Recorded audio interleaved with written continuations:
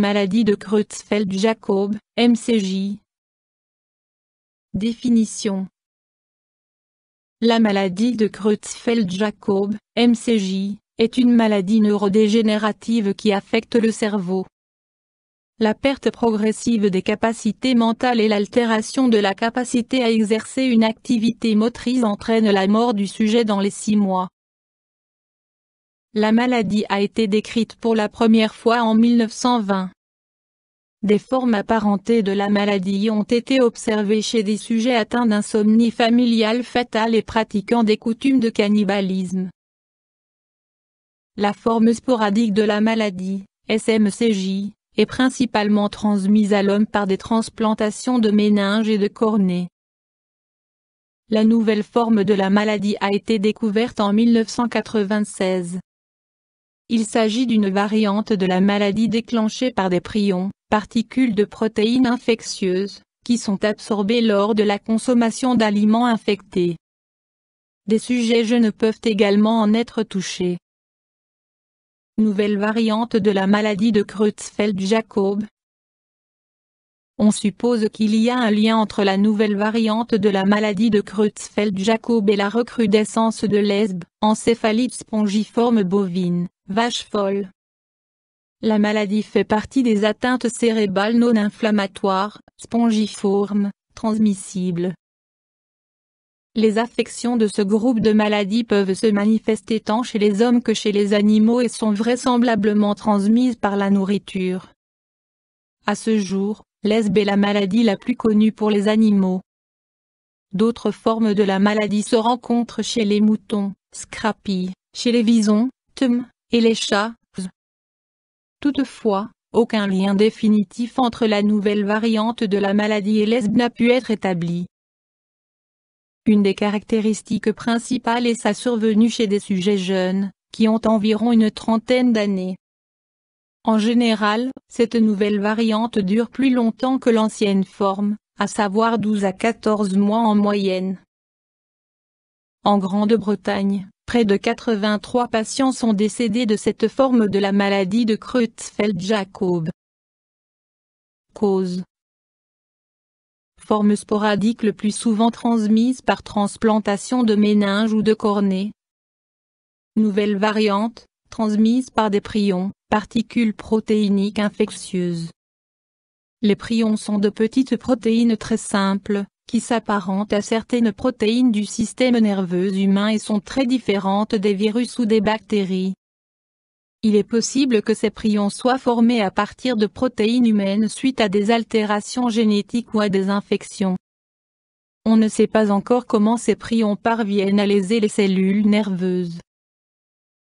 Ces particules de protéines sont résistantes à des températures très élevées et à la plupart des désinfectants. De même, il est impossible de les détruire par radioactivité. Ces prions sont transmis par de la nourriture infectée, cervelle de vache. Le temps d'incubation, moment entre la contamination et l'apparition des symptômes, n'est pas encore exactement connu, on estime qu'il se situerait entre 5 et 50 ans. D'après des études récentes, les prions pourraient également être transmis par transfusion sanguine. Troubles, symptômes.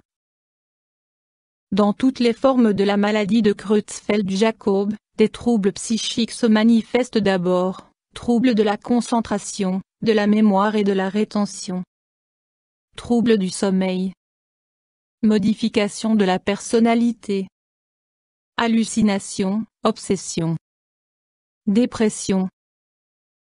Au cours de l'évolution de la maladie, les fonctions cognitives se dégradent avec l'apparition d'un état de démence, les troubles neurologiques s'aggravent.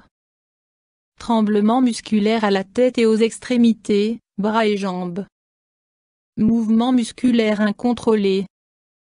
Tressaillements incontrôlés déclenchés par des stimuli.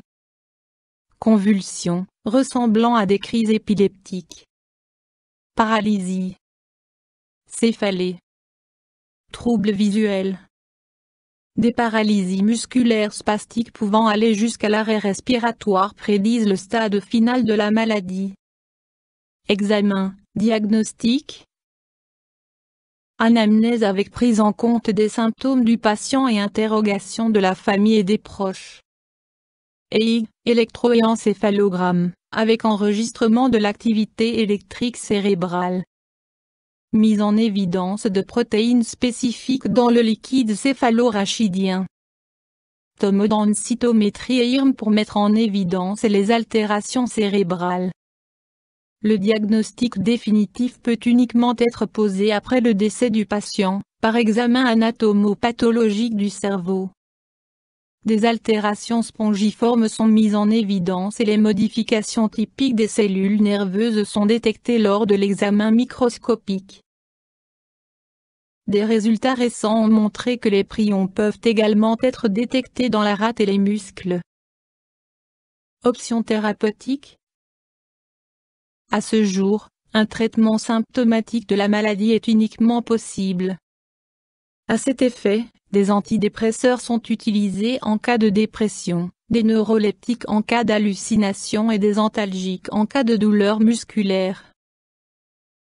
Lors de complications comme la pneumonie, l'administration d'antibiotiques est nécessaire. Les résultats d'une étude clinique récente ont révélé qu'un neuroleptique et un médicament antipaludique avaient montré un effet chez une patiente. Ces médicaments doivent encore être testés sur de plus grandes populations de patients avant de pouvoir être utilisés en clinique. Complications possibles. L'évolution dépend à la fois des complications de la maladie, des régions du cerveau atteintes ainsi que des complications de l'alitement, escarre, pneumonie. Forme sporadique, SMCJ, l'évolution de la maladie est rapide et les patients meurent dans les 6 mois, suite à des paralysies des muscles respiratoires ou à des infections. Nouvelle variante de la maladie de Creutzfeldt-Jakob, les troubles neurologiques apparaissent uniquement après 6 mois. Les patients meurent suite à une paralysie des muscles respiratoires, après environ 12 à 14 mois. Mesures préventives. Actuellement, aucun vaccin n'est disponible. La seule mesure de prévention consiste à ne pas consommer de la viande de bœuf lorsque son origine est incertaine. YouTube Dr Alabé